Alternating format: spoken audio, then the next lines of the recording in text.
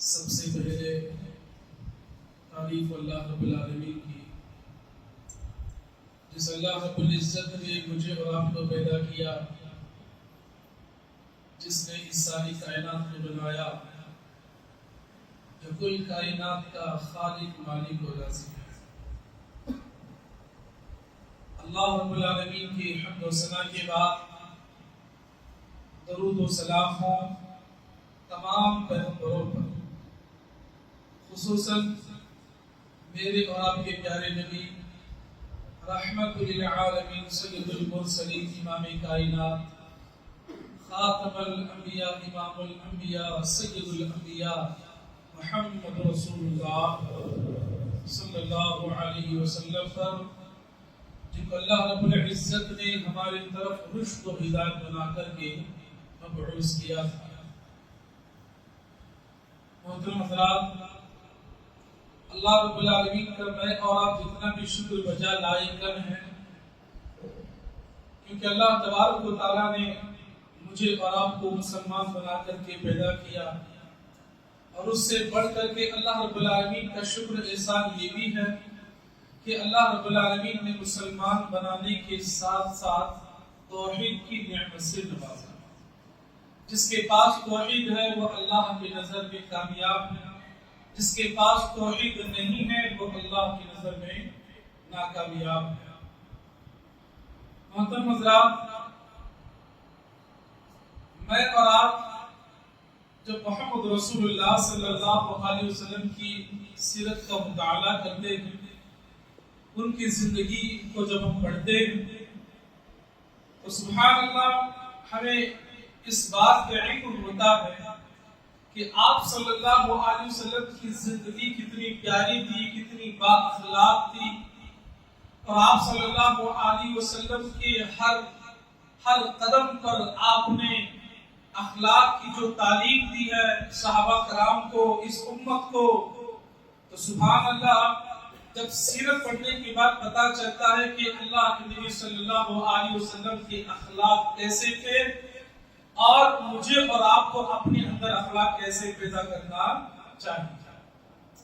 تو آج میں آپ حضرات کے سامنے کچھ اللہ کے نبی صلی اللہ علیہ وسلم کی اخلاقی زندگی اور آج ہمارے اندر جو زندگیوں میں جو بگاڑ ہے، جو بد اخلاقی ہے، موازنہ کر کے میں بتانا چاہتا ہوں کہ مجھے اور آپ کو اخلاق کے طور پر آگے کیسے بڑھنا ہے۔ اللہ کے نبی صلی اللہ علیہ وسلم کے متعلق سورہ نون میں اللہ تعالیٰ نے قرآن میں فرمایا وَإِنَّكَ لَعَلَىٰ خُلُقٍ عَظِيمٍ، اے نبی آپ اخلاق کے بڑے مالک ہیں، یعنی آپ کے پاس اخلاق کی جو ہے بھرمار ہے، آپ اخلاق کے مالک ہیں، آپ اپنے آپ کو پریشانی میں نہ ڈالیں۔ آپ صلی اللہ علیہ وسلم کی پوری زندگی آپ دیکھیں، ساری زندگی میں آپ صلی اللہ علیہ وسلم نے نہ کسی کو گالی دی، ساری زندگی میں نہ نبی صلی اللہ علیہ وسلم نے کسی کو برا بھلا کہا، نہ کسی کی غیبت کی، نہ کسی کا دل دکھایا، نہ کسی پر تہمت لگائی، نہ کسی کے عیب کو ظاہر کیا، نہ کسی کو برا بھلا کہا۔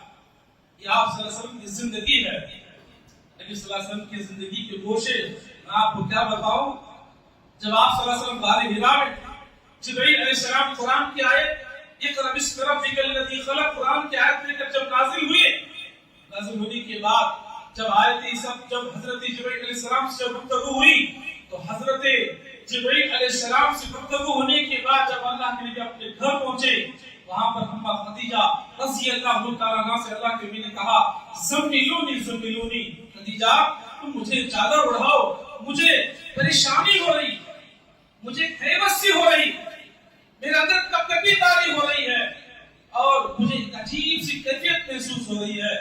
یہ سن کر کے حضرت خدیجہ رضی اللہ تعالیٰ عنہا نے اتنی پیاری بات کہا یا رسول اللہ واللہ لا یحزن، آپ اللہ کی قسم کھا کر کے میں کہتی ہوں اللہ آپ کو کبھی ضائع نہیں کرے گا۔ کیوں؟ اس لیے کہ آپ جو ہے لوگوں کو اخلاق کی تعلیم دیتے ہیں، آپ لوگوں کو بوجھ اٹھاتے ہیں، آپ جو ہے مسکینوں غریبوں کا خیال رکھتے ہیں، اور آپ جو ہے جو کمزور ہوتے ہیں انہیں کما کر کے دیتے ہیں۔ یہ ایک بیوی صلی اللہ علیہ وسلم کے مطابق کہ آپ صلی اللہ علیہ وسلم کے اخلاق کیسے ہیں؟ میرے عزیز دوست، اللہ کے پیارے نبی محمد رسول اللہ صلی اللہ علیہ وسلم نے صحابہ کرام کو قدم قدم پر اخلاق کی تعلیم دی، اور اخلاق جب تک ہمارے اندر اخلاق پیدا نہیں ہوں گے، ہماری اس کا بگاڑ کیا ہوتا ہے میں آپ کے سامنے بتاؤں۔ سب سے پہلے ابو داؤد کی صحیح روایت ہے، حضرت ابو ہریرہ رضی اللہ تعالیٰ عنہ جس کے راوی ہیں، سئل رسول اللہ صلی اللہ علیہ وسلم، اللہ کے نبی سے پوچھا گیا، توجہ چاہوں گا، اللہ کے نبی سے پوچھا گیا عن اکثر ما يدخل الناس النار، ایسی کون سی چیزیں ہیں جو انسان کو سب سے زیادہ جہنم کے اندر پہنچاتی ہیں؟ سوال کیا گیا ایسی کون سی چیز ہے جو انسان کو سب سے زیادہ جہنم تک پہنچاتی ہے؟ اللہ کے نبی نے فرمایا الفم والفرج، ایک انسان کی زبان ہے، دوسری انسان کی شرمگاہ ہے، یہ دو چیزیں انسان کو سب سے زیادہ جہنم تک پہنچانے والی ہیں۔ ما يدخل الناس الجنہ، اور دو ایسی کون سی چیزیں ہیں جو انسان کو سب سے زیادہ جنت تک پہنچاتی ہے؟ اللہ کے نبی نے فرمایا التقوى اللہ حسن الخلق، انسان کے اندر تقوی اختیار کرنا اور اپنے اندر اچھے اخلاق پیدا کرنا، یہ دو چیزیں سب سے زیادہ جنت تک پہنچانے والی چیزیں میرے دوست۔ اپنے اندر اچھے اخلاق پیدا، اخلاق کا مطلب کیا ہے؟ اخلاق کا مطلب میں اور آپ نے یہ سمجھ لیا ہے کہ ماشاءاللہ لمبی داڑھی ہو، سر پر ٹوپی ہو، سفید لباس ہو اور ہاتھ میں تسبیح ہو، اس کا نام اخلاق نہیں ہے۔ اخلاق ظاہری طور پر نہیں بلکہ باطنی طور پر ہونا چاہیے، باطنی طور پر اخلاق ہونا چاہیے۔ سبحان اللہ، اللہ کی پیارے نبی محمد رسول اللہ صلی اللہ علیہ وسلم نے فرمایا، دیکھیے میں اور آپ نمازیں پڑھتے ہیں، کتنی نمازیں ہم سے چھوٹ جاتی ہیں، میں اور آپ روزہ رکھتے ہیں، کتنے روزے کے ہم سے چھوٹ جاتے ہیں، لیکن سبحان اللہ، اللہ کے نبی صلی اللہ علیہ وسلم فرماتے ہیں ان المؤمن لیدرک من حسن خلقہ درجۃ الصائم والقائم۔ نبی نے فرمایا اگر ایک بندہ اپنے اندر اچھے اخلاق پیدا کرتا ہے، اچھے اخلاق، حسن اخلاق اپنے اندر پیدا کرتا ہے، تو اس اخلاق کے ذریعے وہ ایک ہمیشہ نماز پڑھنے والا اور ہمیشہ روزہ رکھنے والا جو انسان ہوتا ہے، اللہ تعالیٰ اس کو اس مقام تک پہنچا دیتا ہے۔ سبحان اللہ۔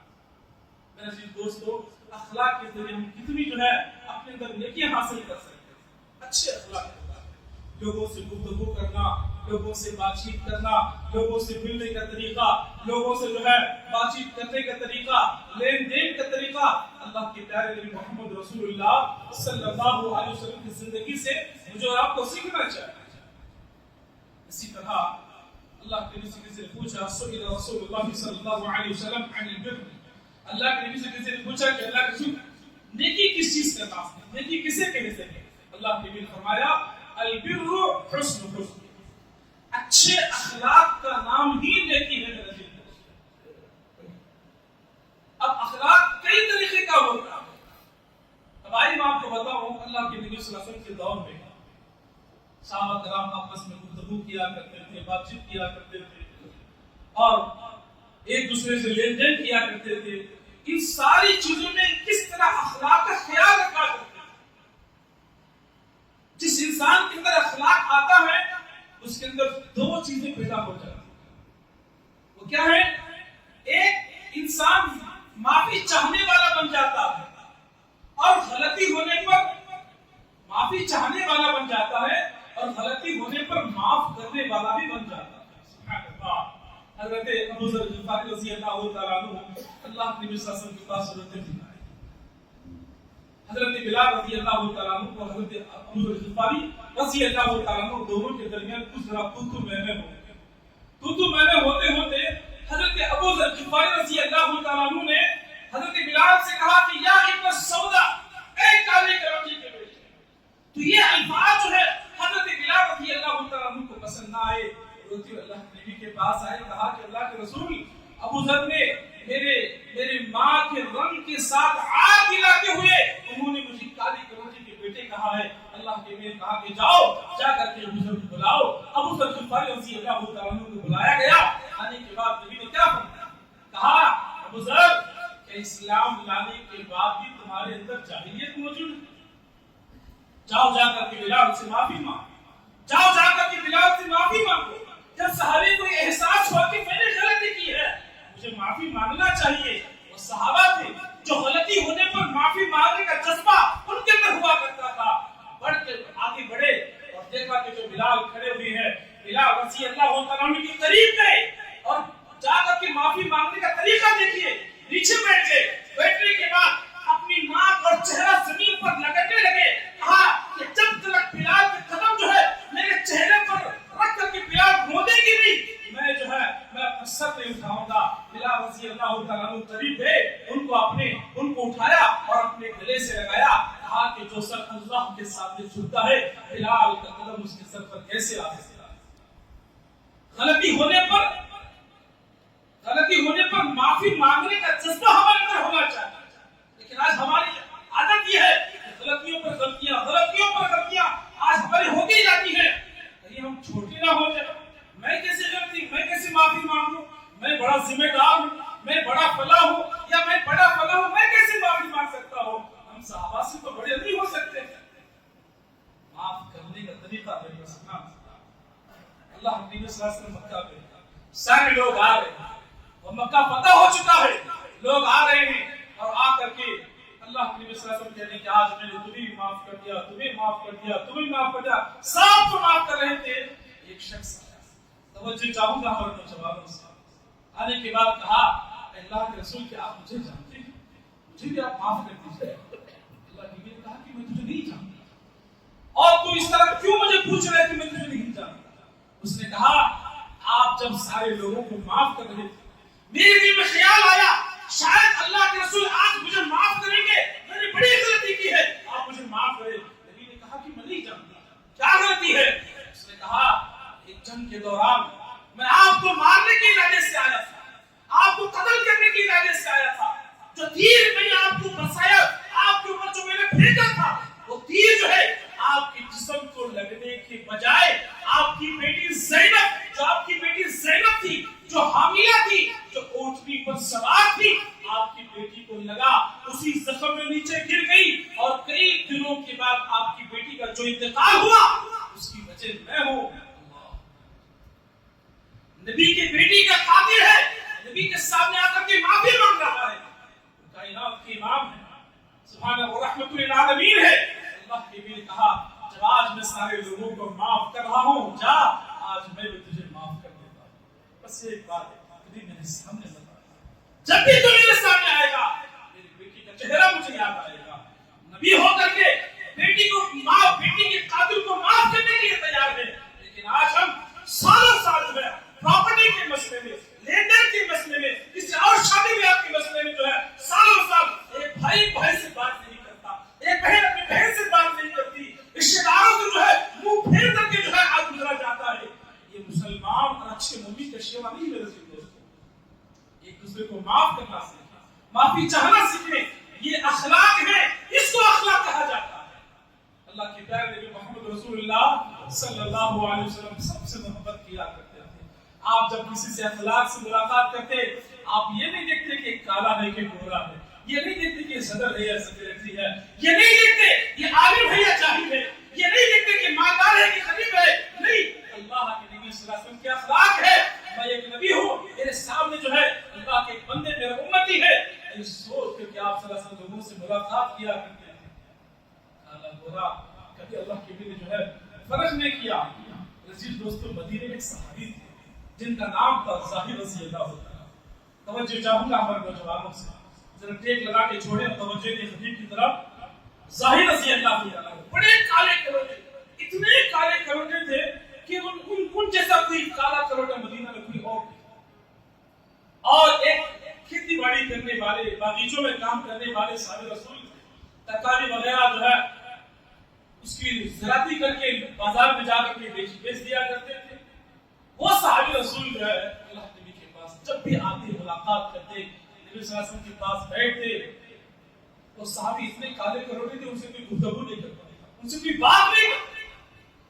انتظام جاؤ محمد رسول اللہ صلی اللہ علیہ وسلم پر، جب بھی وہ صحابی آتے آپ صلی اللہ علیہ وسلم جو ہے اپنا جو بھی ہدیہ ان کو دے کر کے محبت کے ساتھ ان کو روانہ کیا کرتے تھے. ایک مرتبہ اللہ کے مدینہ کے بازار پہنچے. بازار پہنچنے کے بعد دیکھا سارے لوگ تجارت کر رہے ہیں. ظاہر رضی اللہ تعالیٰ عنہ کھڑے ہو کر کے اپنی ترکاری سامنے رکھ کر کے کچھ آواز لگا رہے تھے جس طرح بیچنے والا آواز لگاتا ہے. قربان جاؤ محمد رسول اللہ صلی اللہ علیہ وسلم پیچھے گئے اور پیچھے سے اللہ کے نبی نے ظاہر رضی اللہ تعالیٰ عنہ کے پیچھے سے جو ہے ان کے پیٹ کو اس طرح پکڑ لیا. یعنی ان کی پیٹ جو ہے حضرت ظاہر رضی اللہ تعالیٰ عنہ کی پیٹ اللہ کے نبی کے پیٹ سے لگی ہوئی ہے. نبی نے کہا کہ بتاؤ کون؟ میں کون ہوں؟ ظاہر رضی اللہ تعالیٰ عنہ کہتے ہیں سارے مدینے میں مجھ سے کوئی گفتگو نہیں کرتا, سارے مدینے میں میرے کوئی قریب نہیں آتا ہے. اللہ اکبر. اگر جو ہے میرے جسم کو جسم لگا کر کے محبت کے ساتھ اگر کوئی مجھے بات کرنے والا ہے وہ کوئی اور نہیں, آپ محمد رسول اللہ صلی اللہ علیہ وسلم. یہ نبی کے اخلاق, لوگوں سے محبت سے پیش آؤ. میرے دوستو, چند دن کی دنیا ہے, یہ نفرتیں, یہ عداوتیں, یہ دشمنیاں یہ قبر میں کوئی کام میں آنے والی ہے. غلطی ہو جاتی ہے بڑھ چڑھ کر کے معافی مانگ لے. اگر کوئی غلطی کر رہا ہے معافی مانگنے کا جذبہ اپنے اندر پیدا کرے. یہ اچھے مومن کی با اخلاق مومن کی جو ہے ایک نشانی ہے. میرا جی لوگوں کے ساتھ معاملات میں صحیح ہونا چاہیے. اللہ کے رسول کی کتنی بڑی جو ہے گارنٹی میں آپ کو بتاؤں. ابو داؤد کی روایت ہے, حضرت ابو ہریرہ رضی اللہ تعالیٰ عنہ جس کے راوی ہیں, توجہ کے ساتھ نبی نے فرمایا انا زعیم ببیتی فی ربد الجنہ لمن ترک المراء وان کان محقا. جنت کے اور جو جنت ہے, جنت کے اطراف ایک گھر بنانے کی میں ذمہ داری لیتا ہوں. کس انسان کے لیے؟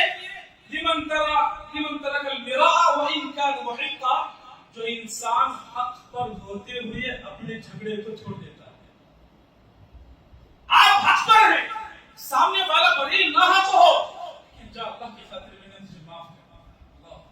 نبی نے کہا جنت کے اطراف اس کے لیے گھر بنانے کی ذمہ داری ہے. نبی کے صحیح حدیث سے علامہ البانی رحمۃ اللہ علیہ نے حدیث کو صحیح قرار دیا. وَأَنَا زَعِيمٌ بِبَيْتِي فِي وَسَطِ الْجَنَّةِ. ایک تو اطراف ہو گیا. نبی نے کہا جنت کے بالکل بیچوں بیچ درمیان ایک گھر بنانے کی ذمہ داری میری. کس کے لیے؟ لمن ترک الکذب وان کان مازحا, جو انسان مزاح کے طور پر بھی جھوٹ نہیں بولتا. جھوٹ بولنا دور کی بات ہے, مزاح کے طور پر بھی انسان جھوٹ نہ بولے. جنت کے بالکل بیچوں بیچ ایک گھر بنانے کی ذمہ داری میری. جھوٹ, اللہ, جھوٹ کتنا عام ہو چکا ہے. کیا اس حدیث کی ہم مثال ہے میرے چیز دوست؟ آج جھوٹ اتنا عام ہو چکا ہے. جھوٹ آج کہاں نہیں. ماں باپ اپنے بچوں سے اب جھوٹ بولنے پیچھے نہیں ہٹتے. اولاد اپنے ماں باپ کو جھوٹ بولنے سے آج پیچھے نہیں ہٹتی. ایک بیوی اپنے شوہر کو جھوٹ بولنے آج پیچھے نہیں ہٹتی. ایک شوہر جو ہے اپنی بیوی کو جھوٹ بولنے پیچھے نہیں ہٹتا. ایک ماحول بن چکا ہے سوشل میڈیا کی طرف سے جو ہے ایک دوسرے کو جھوٹ بولنا, ایک دوسرے کو برا بھلا کہنا, ایک دوسرے کے عیبوں کو ظاہر کرنا, ایک دوسرے کو جو ہے غیبت ظاہر کرنا, یہ آج عام ہو چکا ہے. جھوٹ. آپ کو سمجھتا ہے کہ میری اولاد, میری بچی, میرے بیٹا کالج گئے ہیں. جب آپ اپنے اولاد کو فون کرتا ہے کہ بیٹا تم کہاں ہو, جھوٹ. آج میں کالج کے بجائے بچے جو ہے گارڈنوں میں, بازاروں میں, وہاں اپنا وقت ضائع کرتے ہیں. جب ماں باپ کے جب انہیں فون جاتا ہے میں کالج میں ہوں, میں مدرسے میں ہوں, میں فلاں ہوں, میں فلاں ہوں, یہ جھوٹ ہے.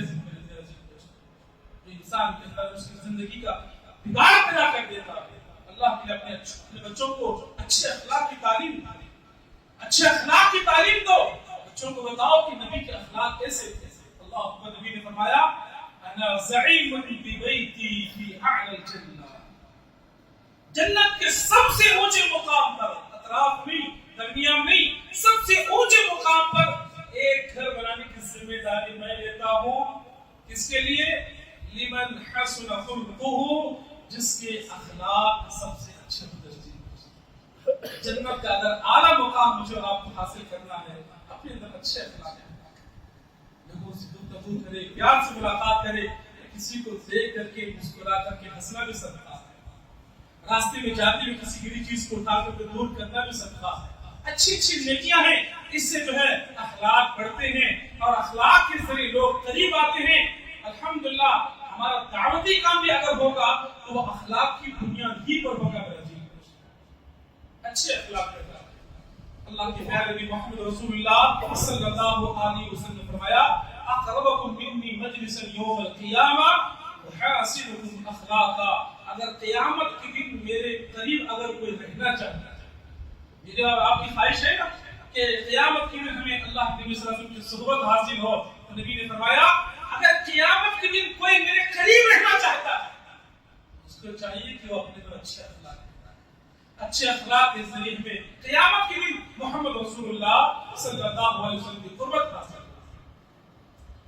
بڑے چھوٹوں پر شفقت سے اور چھوٹے بڑوں کا احترام کرنا، قدر کرنا.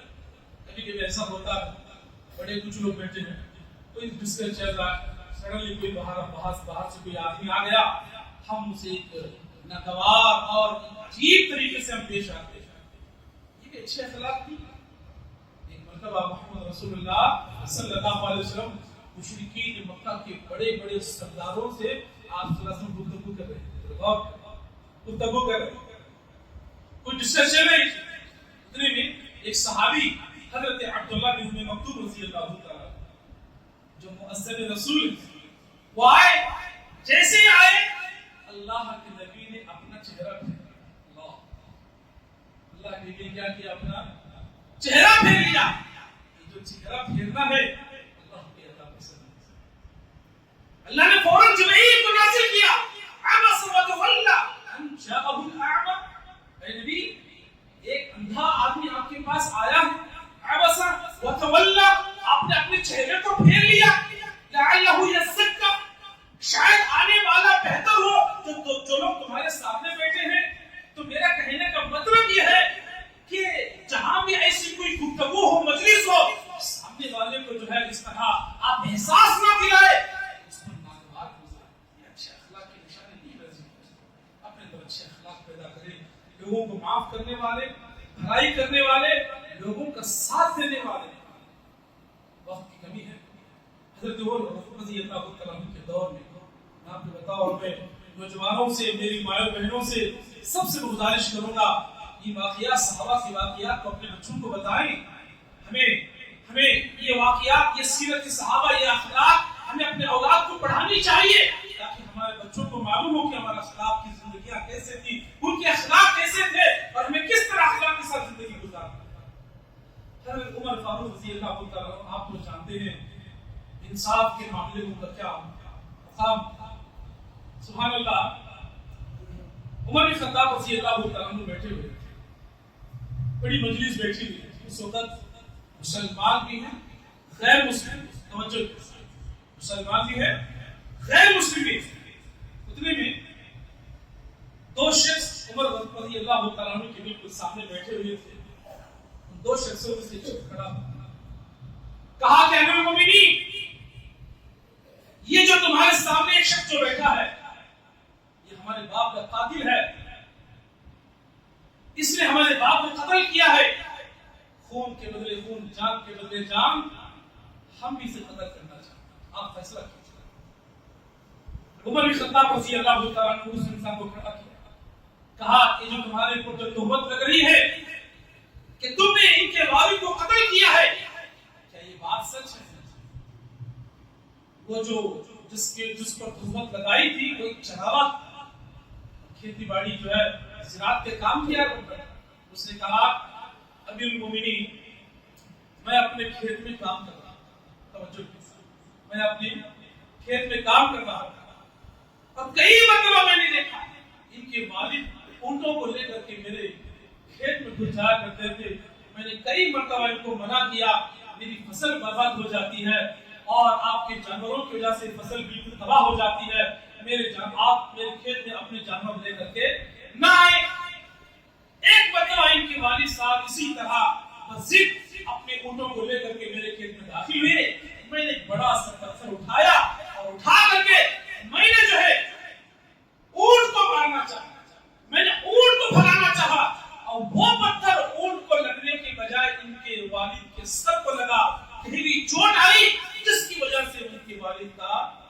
اتفاق ہو گیا کہ جو معاملہ تھا سچ میں نے آپ کو بتا دیا۔ عمر بن خطاب رضی اللہ تعالیٰ عنہ نے کہا اب یہ تو ان کے جو فرزندان ہیں اپنی والد کا بدلہ چاہتے ہیں اور تم اس کے بارے میں کیا کہتے ہیں؟ یہاں تک کہ عمر بن خطاب رضی اللہ تعالیٰ عنہ نے کہا اب تمہیں تو اس کے بدلے میں اپنی جان تو دینی ہے، جب طے ہوا کہ اس کو بھی قتل کیا جائے گا، اب جلالے کی زبانی دیکھیے، وہ کہتا ہے امیر المومنین آپ مجھے ان کے والد کے بدلے میں قتل کرنا چاہتے، میں تیار ہوں، لیکن مجھے 3 دن کا وقت دیں، مجھے 3 دن کی جو ہے مہلت دیں، میرے پیچھے میری ماں ہے، میرے بچے ہیں، میری بیوی ہے، کچھ ذمہ داریاں ہیں، میں اچھے طریقے سے ادا کر کے آ سکوں، آپ مجھے کچھ وقت دیں، مہلت دیں۔ عمر بن خطاب رضی اللہ تعالیٰ عنہ نے کہا سارے مدینہ شہر میں نہ تجھے کوئی جانتا ہے، نہ کسی کو تیرا نام معلوم ہے، نہ کسی کو تیرا گھر کا پتہ ہے، میں کیسی اجازت دے سکتا ہوں؟ یہاں پر جو بیٹھے ہیں، جو نبی کے صحابہ یا جو ساتھی ہیں، اگر اس میں سے کوئی اٹھ کر کے تو اگر تمہارے کوئی گارنٹی لے، ذمہ داری لے، میں چھوڑنے کے لیے تیار ہوں۔ بزرگ صحابی، بڑے بزرگ صحابی حضرت ابو ذر غفاری رضی اللہ تعالیٰ عنہ نے کہا میں اس کی ذمہ داری لیتا ہوں، آپ اس کو چھوڑ۔ ابو ذر غفاری رضی اللہ تعالیٰ عنہ کی ذمہ داری پر عمر بن خطاب رضی اللہ تعالیٰ عنہ نے 3 دن کا وقت دے کر کے مہلت دے کر اس جنابے کو چھوڑ دیا۔ 3 دن، پہلا دن گزرا، دوسرا دن گزرا، تیسرے دن مغرب کے وقت ساری مجلس بیٹھ گئی، اب فیصلہ ہونے والا ہے، مسلمان بھی ہے، غیر مسلم بھی ہے، وہ 2 فرزندان بھی ہیں، عمر بن خطاب بھی ہے، ابو ذر غفاری بھی ہے۔ اب عمر رضی اللہ تعالیٰ عنہ کی نگاہیں دروازے پر ٹکی ہے کہ کب وہ چراغا آئے اور کب میں فیصلہ سناؤں۔ اللہ، تھوڑی دیر کے بعد عمر بن خطاب رضی اللہ تعالیٰ عنہ نے دیکھا وہ چراغ واپس آ جاتا، واپس آنے کے بعد کہا کہ امیر المومنین 3 دن کا وقت گزر چکا ہے، آپ اپنا فیصلہ سنائیے، میں جان دینے کے لیے تیار ہوں۔ عمر بن خطاب رضی اللہ تعالیٰ عنہ نے کہا اخلاق بکر رضی کہا نہ تجھے یہاں کوئی جانتا ہے، نہ تیرے گھر کا کسی کو پتا ہے، نہ تیرا نام کسی کو معلوم ہے، تو چاہے تو کہیں بھاگ سکتا تھا، اپنی جان بچا سکتا تھا، تو واپس جو ہے کہیں دور جا سکتا تھا، لیکن پھر بھی تو کیوں آیا؟ تو چراغے نے کہا امیر المومنین یہاں پر مسلمان بھی ہیں، غیر مسلم بھی ہے، میں سب کے سامنے وعدہ کر کے گیا تھا، اور جو اگر تمہاری میری بات تھی تو الگ بات تھی، میں نے وعدہ کیا تھا۔ اللہ اکبر، اگر ایک مسلمانوں کے درمیان غیر مسلمین کے درمیان میں وعدہ کر کے اگر وعدہ نہ نبھاتا تو مسلمانوں میں غیر مسلم میں یہ بات عام ہو جاتی کہ مسلمانوں میں آج کوئی وعدہ پورا کرنے والا کوئی نہیں رہا۔ ابو ذر غفاری سے پوچھا ابو ذر نہ تم اس کو جانتے ہو، نہ پہچانتے ہو، نہ معلوم ہے کہ تم نے گواہی کیسے دی؟ ابو ذر غفاری رضی اللہ تعالیٰ عنہ کہتے ہیں کہ میں نے اس کو پہلی مرتبہ دیکھا۔ کہا گواہی کیسے دی؟ کہا کہ اس نے سچ بات کہی، اس کے سچ بات کی بنیاد پر میں نے اس کی گواہی دی۔ اگر مسلمانوں کے درمیان غیر مسلم کے درمیان اگر اٹھ کر کے اگر گواہی نہ دیتا تو مسلمانوں میں غیر مسلم میں یہ بات عام ہو جاتی کہ مسلمانوں میں آج کوئی بھلائی کا کام کرنے والا نہ رہا۔ وہ 2 فرزندان جو خون کی پیاس لے کر کے آئے تھے، باپ کے بدلہ لینا چاہتے تھے، دونوں کھڑے ہوئے، کہا کہ امیر المومنین ہم یہ اعلان کرتے ہیں ہم نے اس چراغے کو معاف کر دیا۔ کہا کہ کیوں معاف کیا؟ دونوں فرزندان نے کہا جب ایک وعدہ پورا کرنے والا وعدہ پورا کر سکتا ہے، ایک بھلائی کرنے والا بھلائی کر سکتا ہے، آپ مسلمانوں کے درمیان غیر مسلمین کے درمیان اگر ہم مسلمان ہو کر کے اس کو معاف نہ کریں تو سارے مسلمان میں غیر مسلمین میں یہ بات عام ہو جائے گی کہ مسلمانوں میں کوئی آج معاف کرنے والا۔ یہ بات سننے کے بعد عمر بن خطاب رضی اللہ تعالیٰ عنہ نے اتنی زور سے اللہ اکبر کی تکبیر لگائی، ساری مدینہ میں جو آواز گونج اٹھی۔ میرے یہاں بتانے کا مقصد یہ ہے بھلائی کا کام کرنا اخلاق ہے، وعدہ پورا کرنا اخلاق کا کام ہے، لوگوں کے ساتھ اچھے کام میں جو ہے بھلائی میں ساتھ دینا، یہ اخلاق کا کام ہے۔ میرے دوستو اپنے اندر اچھے اخلاق پیدا کرے۔ اللہ رب العالمین سے دعا ہے اللہ تعالیٰ مجھے اور آپ کو اپنے اندر اچھے اخلاق کریمانہ پیدا کرنے کی توفیق عطا فرمائے، اخلاق کے ساتھ زندگی گزارنے کی توفیق عطا فرمائے۔